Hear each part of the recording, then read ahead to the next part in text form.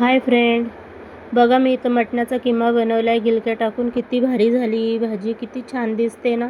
खायला तर तितकीच टेस्टी होती, म्हणजे जितकी दिसायला सुंदर आहे ना, खायला पण तितकीच टेस्टी आहे. चला आपण रेसिपी बघू. मी इथं पाव किलो मटणाचा किमा करून घेतला आहे.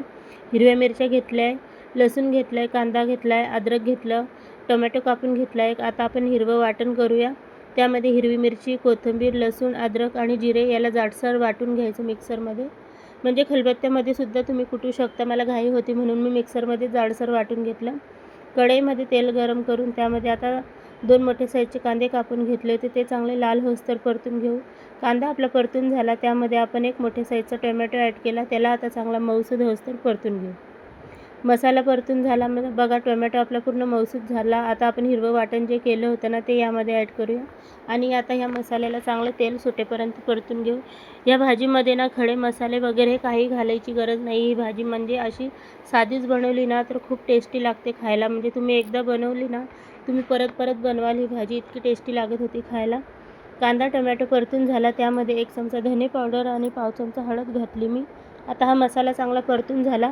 आपण 5-6 पाण्याने धुवून घेतलेला किमा यामध्ये ॲड करू. किमा ना आपण जी पुरणचाळीची चाळणी असते ना, त्यामध्ये धुवायचं, म्हणजे ते वाहून जात नाही पाण्याने. नाहीतर असं दुसऱ्या भांड्यामध्ये धुतलं ना, ते पाण्यामध्ये निघून जातं, कारण का बारीक केलेलं आहे त्याला. याला आता चांगलं आपण मसाल्यामध्ये परतून घेऊ. 2 मिनटं चांगलं मसाल्यामध्ये तेल सुटेपर्यंत याला परतून घेऊ. याच्या गाठी वगैरे पूर्ण मोडून घेऊ. बघा याचं तेल पूर्ण वरती आलं. आता यामध्ये 2 गिलक्या घेतल्या मी, ते यामध्ये ॲड करूया.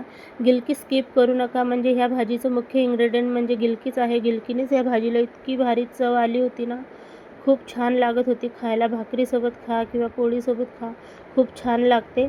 गिलकी आणि आपल्या मटणाचा किमा एकजीव झाल्यानंतर यामध्ये आपण जिरावन मसाला टाकूया 1 चमचा आणि 1 चमचा किचन किंग मसाला टाकू. बस इतकेच मसाले यामध्ये ॲड करायचे आणि थोडंसं पाणी टाकायचं, म्हणजे भाजी शिजेपर्यंत. म्हणजे ह्या भाजीला जास्त पातळही करायचं नाही आणि दाटही करायचं नाही. आणि झाकण ठेवून 10 मिनटं याला वाफवू द्यायचं. बघा 10 मिनटानंतर आपली भाजी तयार झाली. किती भारी कलर आला आहे आपल्या भाजीला, बघू शकता तुम्ही किती छान दिसते. खायला पण तितकीच भारी लागत होती. तुम्ही नक्की एकदा बनवून बघा, तुम्हाला नक्की आवडेल. माझी रेसिपी तुम्हाला आवडली असेल तर माझ्या रेसिपीला लाईक करा, शेअर करा आणि सबस्क्राईब करायला विसरू नका. या मग सगळेजण मटणाचा किमा